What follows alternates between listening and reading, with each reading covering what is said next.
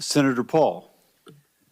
You know, I think the discussion over vaccines is so oversimplified and dumbed down that we never really get to real truths. And it's why people up here are so separated from real people at home. So we talk about hepatitis B. It's a terrible disease. It could lead to liver failure, as the chairman said.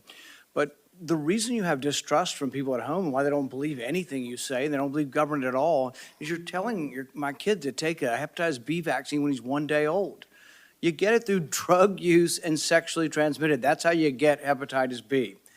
But you're telling me my kid has to take it at 1 day old. That's not science. And so every person with a bit of common sense, even people who don't resist vaccines, I vaccinated all my kids. I believe vaccines are one of the modern miracles beyond all pale. The Speckled Monster is a great book about the introduction of the smallpox vaccine in 1720 into our country. All miracles. But I'm not a one-size-fits-all. It's not all or nothing. I chose to wait on my hepatitis B vaccine, and we did it when they went to school. Does that make me an awful person? Does that make me an anti-vaxxer because I questioned the government dictate of whether I do it? And I'm not speaking for anybody else. I'm only speaking for myself. But for goodness sakes, let's have an honest debate about these things. The COVID vaccine. If you ask me my opinion, there were reporters run up and down the aisle, and they say, you still anti-vaccine?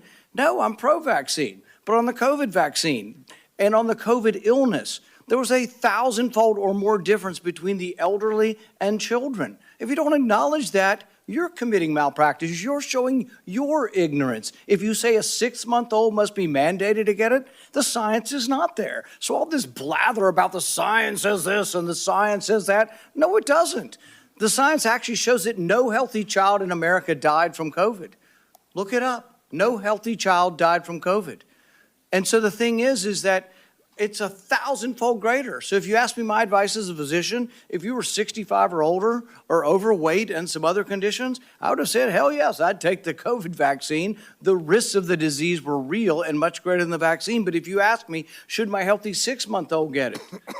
See, these are the nuances you're unwilling to talk about because there's such a belief in submission. Submit to the government. Do what you're told. There is no discussion. There ought to be a debate. You're not going to let him have the debate because you're just going to criticize and say, it is this, and admit to it, or we're not going to appoint you.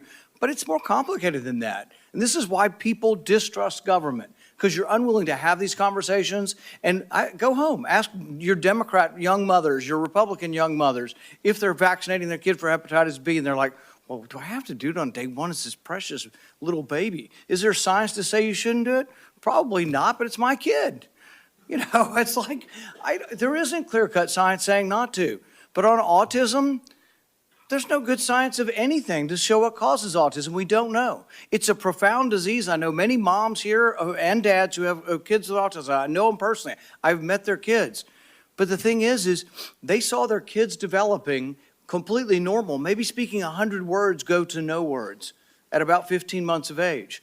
Now, there isn't proof. There isn't proof that the vaccines cause it. That's true. There isn't proof that it causes it. But we don't know what causes it yet, so shouldn't we be at least open-minded? We take 72 vaccines.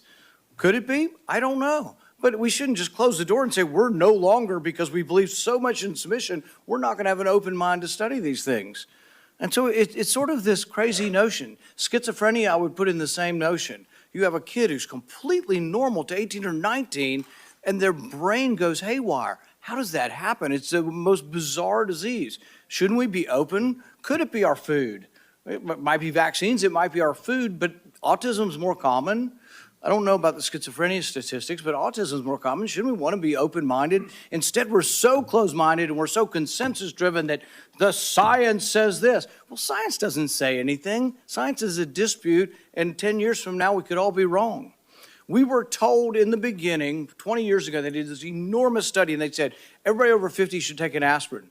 I thought, well, that's a pretty good idea. It makes sense. But you know what? 20 years later, they measured it. And they found if you had no heart disease and you were taking aspirin, your chance of dying from a brain bleed or from a stomach bleed were greater than the risk of heart disease. If you have heart disease, they still say take an aspirin. If you don't, they've changed their mind 20 years later. But would you have all said I was crazy and I should no longer be in public discourse if I had said 20 years ago, I don't feel like taking an aspirin. I ride my bike all the time. I'm afraid I might hit my head. But that's what a country's about. It's what dissent is about. So just ask you to look at the larger picture and give the guy a break who says, I just want to follow the science where it leads without presupposition. I think really what we have up here is presupposition. You've already concluded. It's absolute that autism isn't caused by it. We don't know what causes autism, so we should be more humble in what we say. Sorry I didn't get to a question.